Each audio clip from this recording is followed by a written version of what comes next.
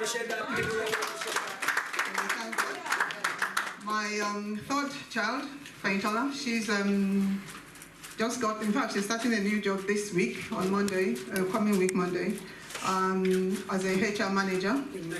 She studied medical engineering. Professional dancer. She's a professional dancer. And my youngest son is 21. He's graduating next summer. And he studied Chinese and Japanese. All glory to God. Amen. All glory to God. I stand before you simply because I'm very passionate about the education of children. In fact, when Pastor Julie sent me something, and I said, "Oh my goodness, this is about education. I'll definitely be there." It's an honor and a privilege to be here, Pastor. I do not take it for granted. I really appreciate you, Pastor Julie. I love you. I love her so much because she makes pastors' wives look like Not something my flesh. It's happening. She's a swagger pastor's wife. I love her. One of the things that I wanted to share with you before I even go into what I'm doing here, just based on the things that I've heard spoken about here earlier on. First of all, I would plead with everyone. I didn't know Pastor Julie was going to talk about what she just said now about the pastor who passed away suddenly. But one thing that I would please ask everybody who is a parent here to do is to definitely write your will. It's something that we shy away from for some reason, and I really have no idea why. Because at the end of the day, we're all going to die by God's grace, because nobody can live forever. But by leaving a will, just really helps to sort your children's lives out. Yeah, your children, your siblings. And for grandmothers that are here, or mothers that are here, please do not put your children in disarray, because that's what happens. I mean, for those of you who know Rotimi Williams in Nigeria, the children are still fighting over his will. Oh no! I mean, at the end of the day, that's because it wasn't stated rightly. This is claiming this is claiming that. But it's something that is very passionate on my heart, because I've seen families fall apart just on this. And if you do not write a will, the government has access to your estate, whatever that is. So your children lose out simply because you haven't written a will. So it's very, very important that you do that. The second thing I want to talk about, this is not my area, I just want to talk about based on the things I've heard them talk about earlier. In terms of this extra income that Pastor was talking about, a good number of us have so many things that we just buy. We don't need them, but we buy them because they've told us it's cheap. They've told us it's on sale, so we buy them. And then what do? We don't really need them, so we put them in the garage or in the storeroom or whatever it is. Well, the car boot sale is not just for the white man, it's for everybody, because they're selling something. So I'm saying, pack those things, instead of them gathering dirt, pack them together, put them out, either on eBay, sell them on eBay, or take them to your local car boot market and get rid of them. It will bring in money, which we pay for, even if it's the gas bill, it will do something. The third thing I want to talk about is simply based on what Sister Ennie said earlier about, she does what she does and she obviously does it for free. That's fantastic, I like that. The reason why I like that is because it shows that she has an interest in what she does, and she's trying to encourage people to come to it. But as we all know, anything that is for free, people do not take it seriously. And it's a gift that she has, and you have to place value on it. So you must always place value on what is your passion, and that's why we get the word passion to profit. The last thing I want to talk about, based on what everybody else has said, is Pastor told us that he has retired. He retired 16 years ago. Well, trust me, like Pastor Julie said towards the end, I've known them for over 20 years now, because my last son is 21, my wife is 21, and I think I've known them before I even got pregnant for this child. So definitely, they are the most hardworking people that I have had to come across.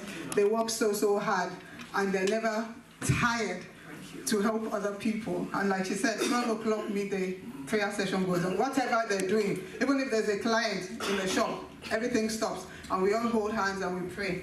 And that has been these people from day one. So what you see here today is not, they didn't just jump into it. They're not those pastors that we hear about. You know, they have been consistent. And it's that consistency that we're seeing today, and I'm just so happy.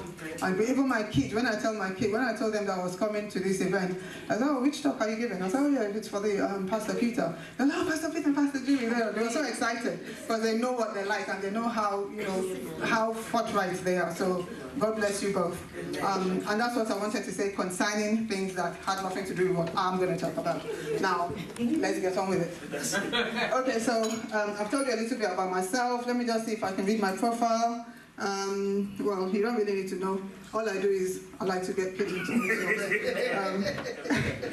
it. One thing that I will say though is this book. I wrote this book in 4 months. I didn't realize I was writing a book. I was on the plane. I travel a lot. So whilst I'm on the plane and I'm bored, I'm not into movies like that.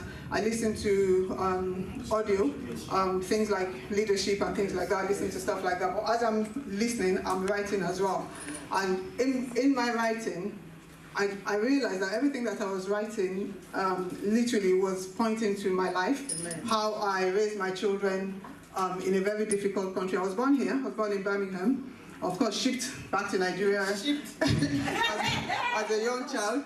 And then I came back again, I think at the age of 16 to do my A-levels. I married young, obviously had my children young as well. I'm now 53 this year by God's grace. All glory to God. Trust me, I feel it on my back. But yeah, the feet on this book are my grandsons actually. So that's legacy as far as I'm concerned. And the only title that I could think of for this book was Greatness in Me and My Child, because I know what it took for me to get my children to where they are today. It wasn't easy, but you know, it was one of those things that you just make a decision. And my decision was, what do I want for my children? My mother gave us the best that she could.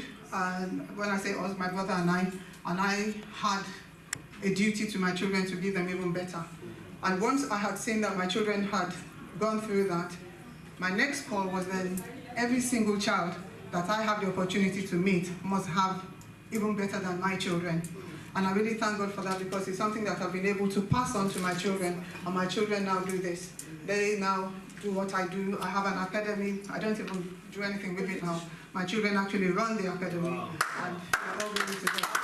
They actually run the academy, even though they have their own individual jobs, whatever it is that they do, but they run the academy as well. High Achiever Academy. High Achievers Academy, that's what it is. It was founded over 20 years ago.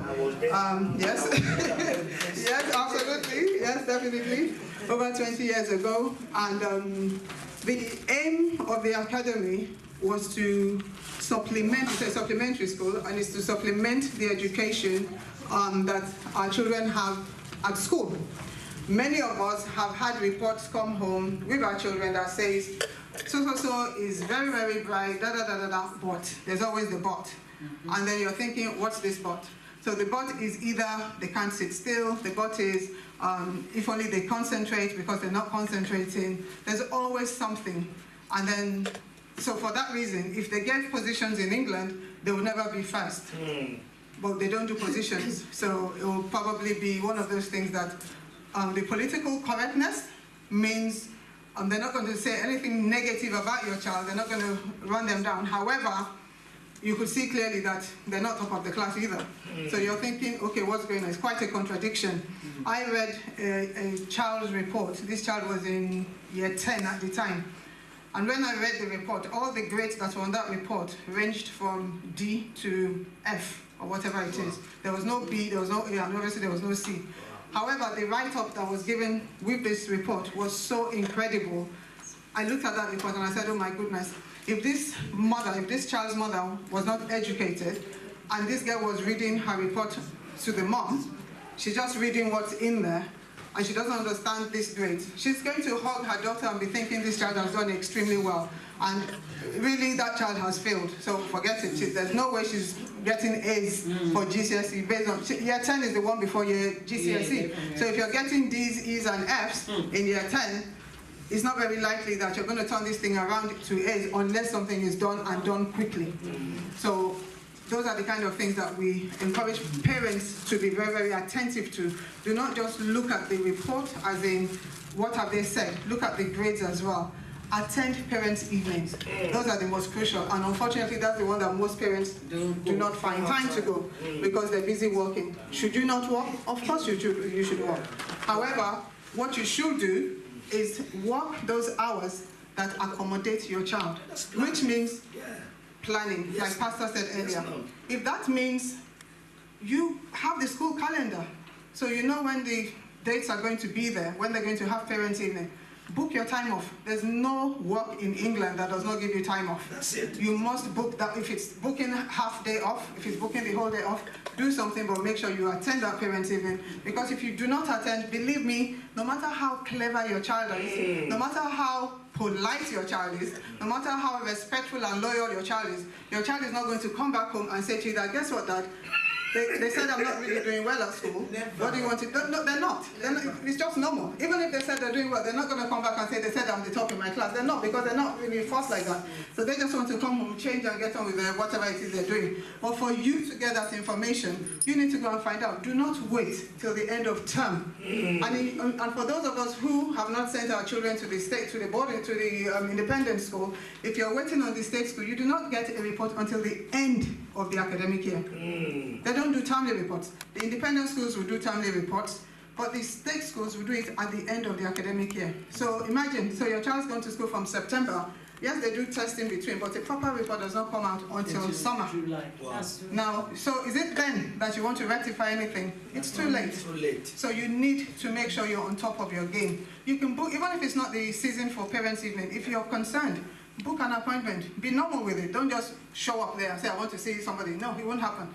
What you do is you make a phone call and book an appointment. If they try to fob you off, let them know that you know your rights. That under Freedom of Information Act, you want to know what is being said and held on your child. They have the right to do that. Once they know that you're speaking that language that they also understand, they will give you that audience. They will pay attention to you. But make sure you do it. I want to bring your attention to something here, please. Sorry. Thank you. So basically, what I'm going to show you here now is a story of two children who grew up in Newham. These two young boys started from primary school, secondary school, did well. Of course, bright boys. Both of them did really well. They got really good GCSEs. They were put in the newspaper when the GCSE results came out. By the time they finished GCSEs, they now had to do, obviously, A-levels. We had a situation, this is a charity case, so we had a situation whereby some organization came into Newham and said they wanted to offer one of the kids in Newham a scholarship to go to a good boarding school. The two boys obviously applied, one of them got it. The one boy who got it went on to this school. Totally different lifestyle. Even though he was a bright boy at his school, he was only the bright boy in his class, the only one. And that's because, of course, extra lessons, blah, blah, the parents were on his case and all of that. That's just an exception. He now had this good friend who was also very bright. They were in the same school, but not in the same class. Obviously, they encourage each other. You now have a situation whereby this boy now went to this boarding school, fantastic boarding school, where the fees are in the range of like 30-something pounds per year. Goes there, totally different lifestyle. First of all, the people in his classroom were all on the same wavelength. The parents came for parents' evening. They invite him to go on holidays in Dubai. These are the other parents. So that's the kind of lifestyle that this boy was exposed to. He was shocked. He said when he goes back to home, that what does he find? There's council flat before me, behind me, by my side. There's drugs, there's guns, there's everything around me. Those were the things that surrounded this boy. Now, my question is, was it his fault to be in that environment? No. Is it even the parents' fault? Maybe not. Because how many parents can actually afford to move out of where they are? But guess what? At the end of the day, it's a what? A decision. He mentioned earlier, we were all in Tottenham. Tottenham, yes. Literally Hackney, because it's on the border. Yes, I did. But I decided that I was not going to raise my kids in that environment. I made the decision. Was it because I had so much money? Of course not. Where's that coming from? I didn't. When I registered my youngest son for school, my son went to Harrow. For those of you who know those schools, Euston, Harrow, Winchester. My son went to Harrow. I registered him when he was age 3. I had no business doing that. Why? Because first of all, I lived in a council flat, a council house. So why am I even applying to a school that is telling me I'm going to have to pay 29,000 per year when I didn't even earn that? But guess what? I took that bold step and I said to myself that, well, today is not guaranteed, tomorrow is not, but whilst I'm still here, I will do whatever it takes to earn that money that will make me do it. Now, did that mean I went to do an ICT job? No. I carried on doing what I was doing, but I looked for extra income. What else could I do? What's my passion? And that's when I started what I did, when I started the academy. I was working with NatWest, I was working all hours, I was teaching kids, I was making the money. So you have to find your passion. And in your passion, that's all I did. I paid my children's school. My husband didn't pay a penny, so I can tell you that now. So not because, oh, she's married, forget it. He did not support me with 1 penny. I'm not making him look bad. It's just what happened. Simple. Now, that meant I had to work every hour to be able to make the fees. Guess how much my hour school fees were? At the time, when he was there, it was £32,000 a year.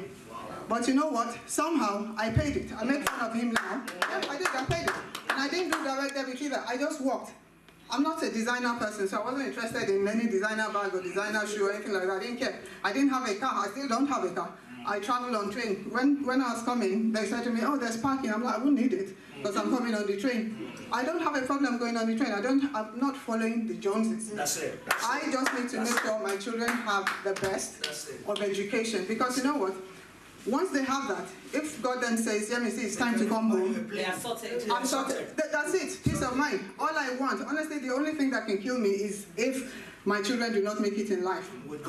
As my children were growing up, I used to sit them down and I would say to them, especially the boys, I said to them that if you lose your bus pass, in those days they call them bus pass, yes. I said to them, I said, if you lose your bus pass, just walk straight to the station, give them my number and tell them to call me, I will pay over the phone.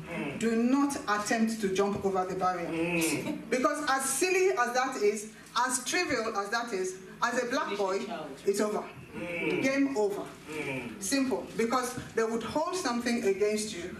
And it's not the police fault, it's because they see so many of it, they see so much of that happening, they just assume everybody's like that. They won't understand that normally you're a good boy, but this is unfortunate. But just for, you know what, since this has happened, let me just do what everybody else is doing. Do not ever do it. And trust me, it happened once. The guy actually could not believe that my son was making this phone call. So he told him, said he's never seen this before, that he would allow him to go, he will call the other station and they will let him out. Wow. That's something that we have to think the same way the police think, the same way the people who want to allow them get into trouble. We have to think the way they think and deal with it. And that's why I did those things with my children, putting them in that direction. Now, look at this situation. For those of you who are able to read it, I basically told you the story, what's going on. Now, what then happens? The boy who went to the independent school, obviously went on, did his A-levels, did really well, went on to university. As we speak today, he worked with the House of Parliament. The other guy, unfortunately, as bright as he was, he got into a college in Newham. He was predicted all A's for his A-levels. He got in, he started the program, and then guess what? Environment shapes you. Yes, so the people that you move with. Yes, where the other one was shaped by the influence of the guys who wanted to study, this one was influenced by the guys who wanted to be doing drugs. So he got himself into trouble. Right now, he's 25 years old. He's in prison for murder, and he will not come out until he's 50, our age. Now, think about that. For a 25-year-old in this room, look at yourself and look at me. Imagine. So when I read this story, I actually cried. Yeah. Because when I see things like this, I think of my children, that, oh my goodness, I'm not better than them. It could easily happen to anybody. It's so unfortunate that it's happened to this young man. But those are the things, that's the sacrifice that we make. When on Mother's Day, my children do the cards and they write one big story in there, and I'm thinking, really? Because trust me, I was a strict mother. So all this don't slap your kid business, it didn't work with me. The only thing that worked with me is I'll tell you, no, you're not going there. And you're not going there. My daughter got married as a virgin. Oh yeah, by the grace of God. Born in the UK. by the grace of God. Yes. You know?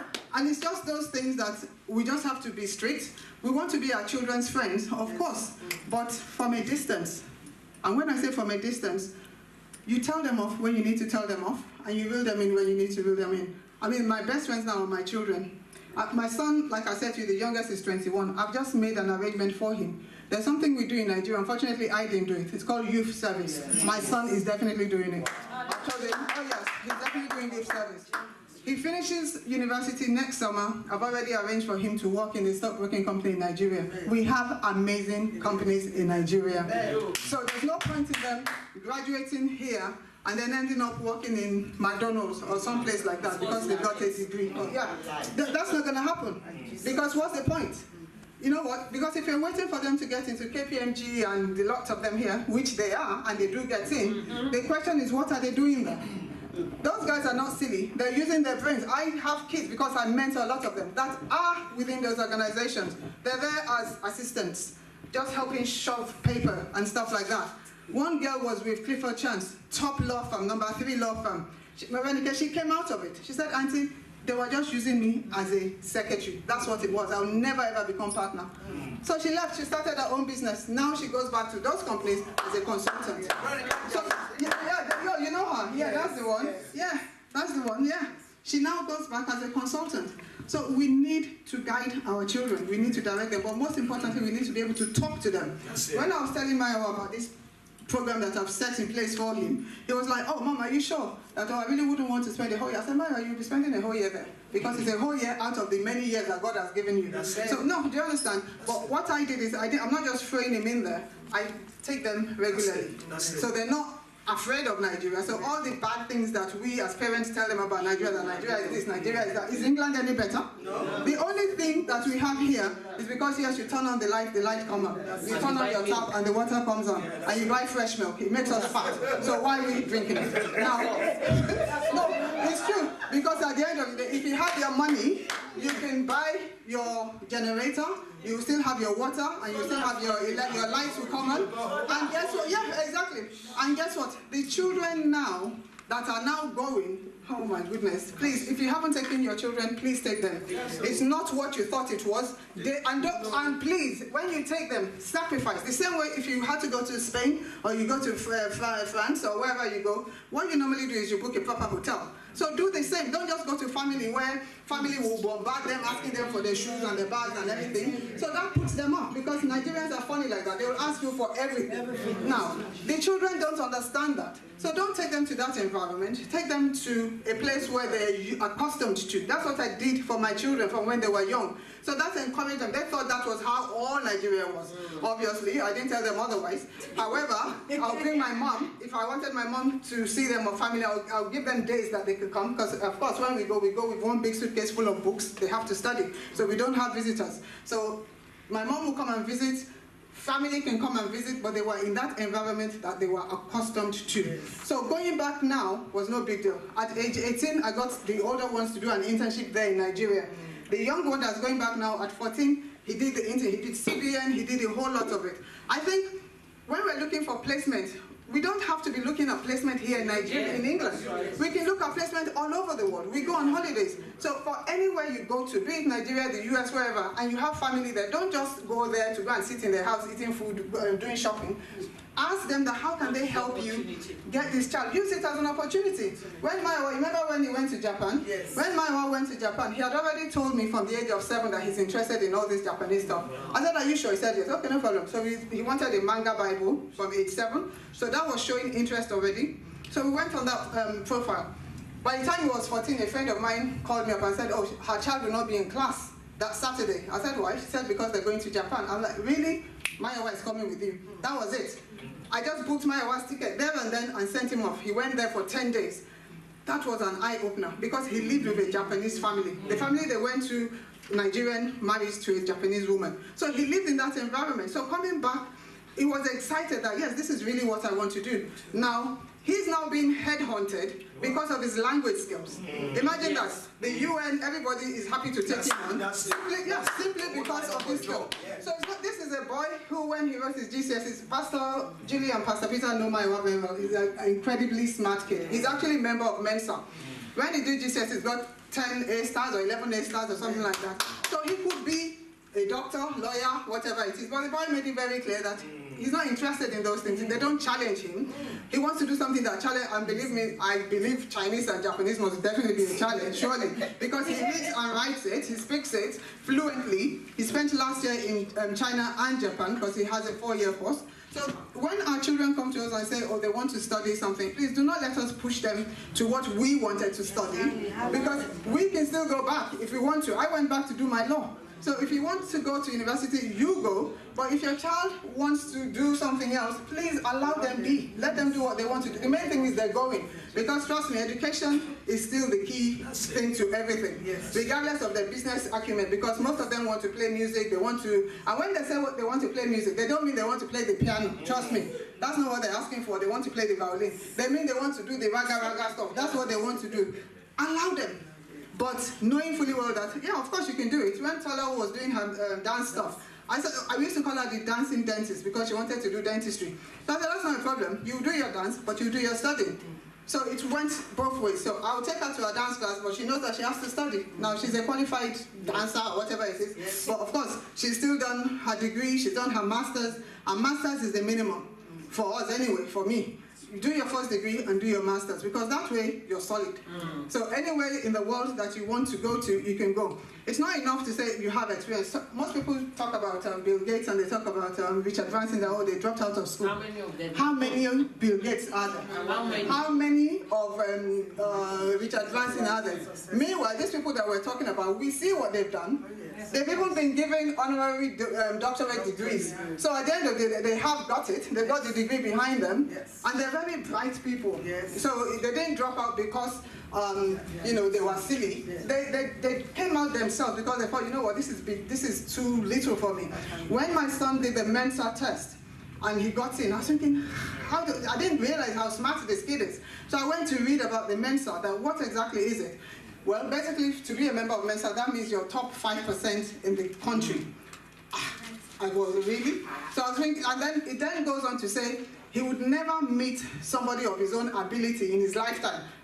So I was like, so who are, so are we silly people? What does that mean? You know? So I had to do a bit more research into it. And then he said something which struck a chord.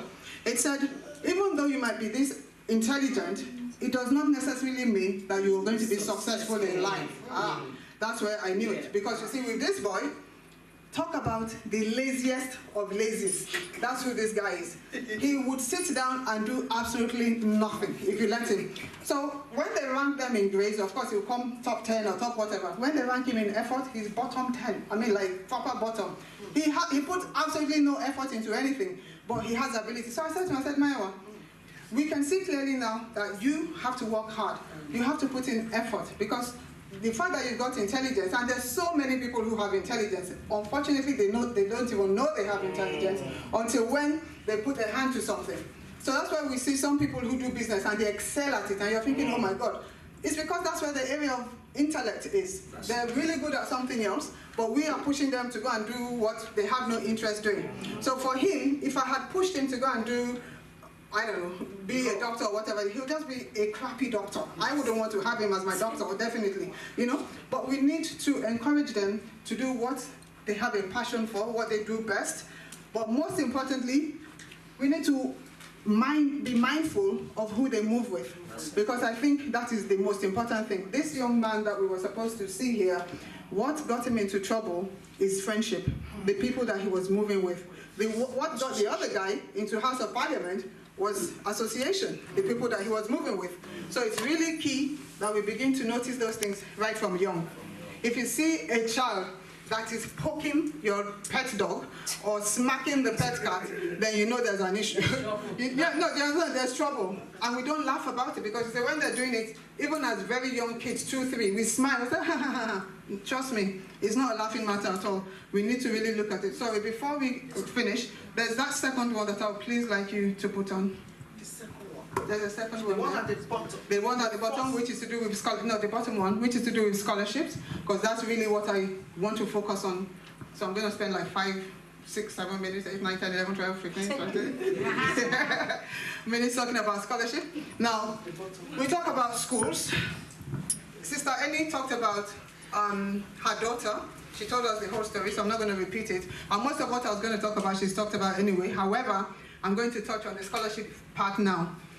In terms of scholarship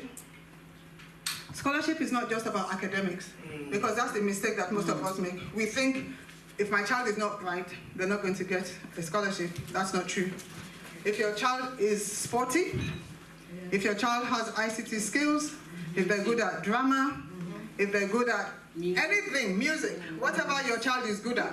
And guess what? Music also includes singing. So it's not just about, oh, they don't play an instrument. If you have a young child now, get them into that music thing now, because this is when you could actually find out if they're good or not. This same Mayowa started playing the piano when he was age 3. By 4, he had written, you know, all of this. By 4, he had written his first exam, he got distinction. I knew he had the ability, which links with mathematics for some reason. So he was good at maths. By the age of 8, he had written GCSE maths as well. So I knew the two went together. I was only able to detect that because of the time and investment that I put in him. Now, some people have turned around and said to me that, music lesson, £20 an hour, where's that coming from? Yes, it is. You've got child benefit. Now, the other thing is, that child benefit of the child. So what we doing? So yeah, I don't care. Please don't tell me, oh, but they have to eat. You will feed your child. You don't have to pay. You will definitely feed your child anyway, and you will clothe your child. So if the government is then giving money as child benefit, then truly it's for the benefit of the child. Let's pretend we don't get it.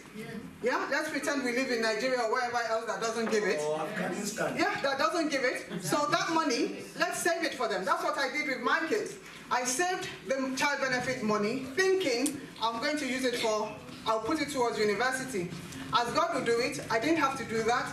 When Lola got married, I was able to give her £7,000 cash as a gift. She put it towards the house. For all of them, they've had the same. For the younger two, it's still in their account. Obviously, child benefit finished long time ago, but guess what?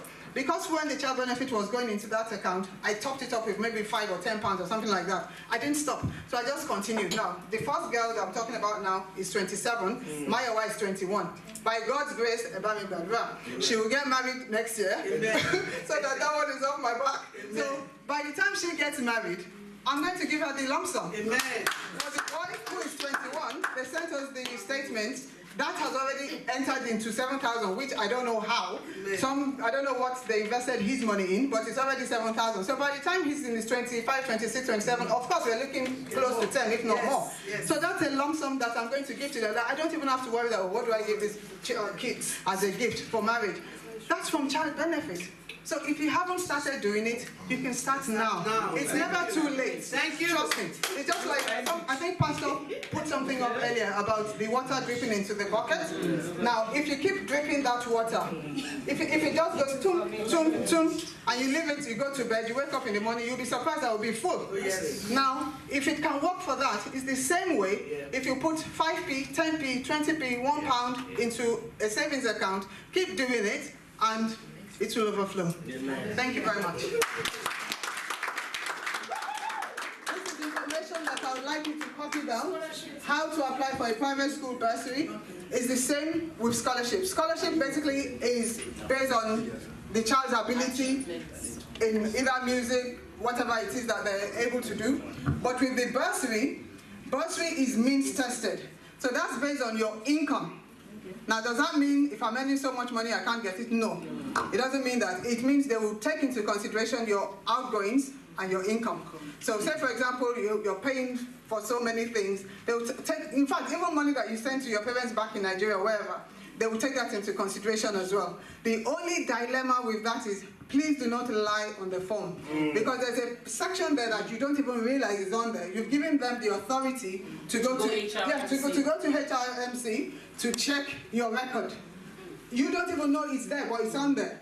So there's no point in lying on there. And if you have property abroad, disclose it. Let them know. It's not earning you money. Your family is living there. Yes. Do you understand? And if you have a property here there's lots of equity on it, disclose it. Tell them the reason why, because they will ask you that why can't you raise money from that property? Give them the reasons why you can't.